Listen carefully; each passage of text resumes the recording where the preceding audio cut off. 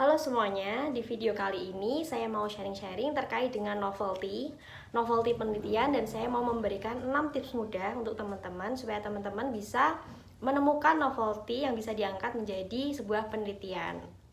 Novelty dalam konteks penelitian merupakan sebuah kebaruan maupun originalitas dalam penelitian yang merupakan nilai tambah daripada penelitian tersebut. Nah, pada dasarnya penelitian dikatakan memiliki novelty apabila memberikan kontribusi baru ataupun pengetahuan yang belum pernah diangkat sebelumnya. Tips pertama adalah dengan tinjauan literatur yang mendalam. Jadi setelah teman-teman menentukan topik apa yang ingin teman-teman teliti sesuai dengan minat teman-teman, teman-teman mengumpulkan literatur yang banyak, kemudian teman-teman pahami, dan di situ teman-teman bisa menemukan celah pengetahuan ataupun kekosongan yang mungkin teman-teman bisa mengangkat menjadi sebuah penelitian. Misal dalam sebuah penelitian banyak penelitian terdahulu, pembuatan future food menggunakan bahan ABC dikarakterisasi secara fisik. Nah, teman-teman menemukan bahwa belum ada karakterisasi secara kimia. Nah, mungkin teman-teman bisa mengangkat itu. Atau bisa juga setelah melakukan pendalaman literatur tersebut, teman-teman menemukan adanya perdebatan peneliti. Nah, mungkin teman-teman bisa mengkaji ulang perdebatan tersebut sehingga teman-teman bisa menemukan kondisi mana sih yang menghasilkan A ataupun kondisi mana yang bisa menghasilkan B. Jadi misalnya sebuah penelitian menyampaikan bahwa A ditambahkan dengan B menghasilkan C. Namun penelitian lain mengatakan lain, A ditambah B menghasilkan D. Sehingga teman-teman mungkin bisa meneliti kembali dan mungkin bisa memberikan kesimpulan bahwa didapatkan kondisi C dengan kondisi seperti apa, kemudian didapatkan kondisi D dalam kondisi seperti apa, mungkin seperti itu. Tips yang kedua adalah dengan penggabungan konsep. Jadi ada dua konsep ataupun teori yang belum pernah digabungkan sebelumnya. Itu bisa menjadi sebuah novelty daripada penelitian teman-teman. Jadi misalnya penelitian sebelumnya meneliti tentang modifikasi pati dengan ikatan silang menggunakan STPP. Kemudian penelitian sebelumnya juga pernah dilakukan modifikasi pati menggunakan cara hidrotermal.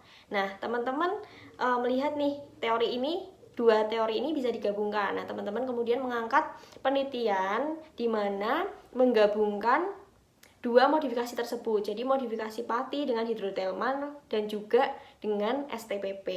Kemudian teman-teman juga bisa menggunakan konsep teori yang sudah digunakan di bidang penelitian lain untuk digunakan ke penelitian teman-teman. Jadi misalnya pati A pernah dimodifikasi dengan menggunakan STPP. Nah, kemudian modifikasi ini teman-teman terapkan ke pati jenis lain misalnya ataupun bahan jenis lain. Itu bisa digunakan untuk bahan novelty penelitian teman-teman. Tips yang ketiga adalah inovasi metodologi. Jadi teman-teman bisa mengembangkan metode penelitian yang baru ataupun memodifikasi metode penelitian yang lama. Jadi misalnya dalam penelitian beras analog misal, zaman dahulu penelitian beras analog itu menggunakan metode granulasi. Nah, teman-teman mencoba memperbaruinya dengan menggunakan metode ekstrusi seperti itu. Tips yang keempat adalah kolaborasi interdisipliner. Jadi di sini teman-teman bisa bertukar ide ataupun bertukar pikiran dengan teman-teman lain dari latar belakang yang berbeda untuk mendapatkan sebuah ide penelitian baru. Jadi misalnya teman-teman dari teknik bertukar pikiran dengan teman-teman dari kesehatan misalnya, sehingga menghasilkan produk baru misalnya berupa tangan buatan ataupun kursi roda yang lebih mudah dan lain-lain.